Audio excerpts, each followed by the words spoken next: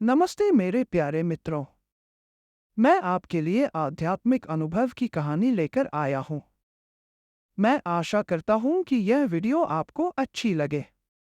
विरह वेदना। प्रभात वेला की इबादत और रात भर मालिक के वियोग में विलाप मालिक की प्राप्ति के खजाने की कुंजी है। ख्वाजा हाफिज। शेख शिबली एक दिन अपने शिष्यों के साथ बैठे थे। सर्दी का मौसम था, आग जल रही थी। अचानक उनका ध्यान चूल्हे में जलती हुई लकड़ी के एक टुकड़े पर गया जो धीरे धीरे सुलग रहा था।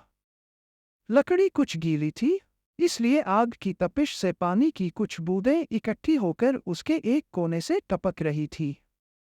कुछ देर सोचने के बाद शेख शिबली ने अपने शिष्यों से कहा, तुम सब दावा करते हो कि तुम्हारे अंदर परमात्मा के लिए गहरा प्रेम और भक्ति है, पर क्या कभी सचमुच विरह की आग में जले हो?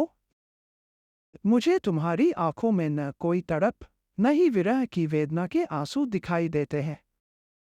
इस लकड़ी के टुकड़े को देखो, यह किस तरह जल रहा है और किस तरह आंसू बहा रहा है। इस छोटे, मामूली टुकड़े से कुछ सबक सीखो।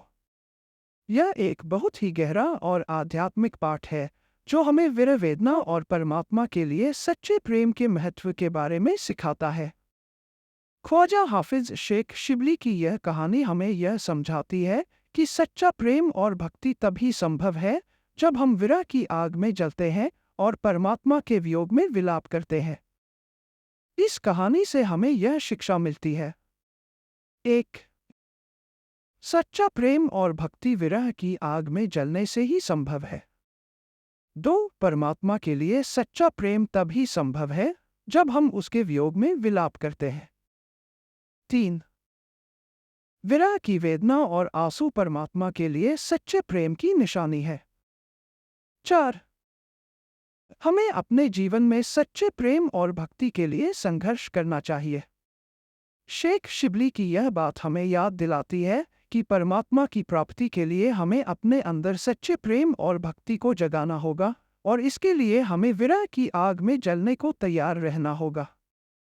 यह कहानी हमें यह भी याद दिलाती है कि जैसे लकड़ी का टुकड़ा आग में जलकर अपनी सच्ची स्थिति को प्रकट करता है, वैसे ही हमें भी अपने जीवन में सच्चे प्रेम और भक्ति को प्रकट करना होगा।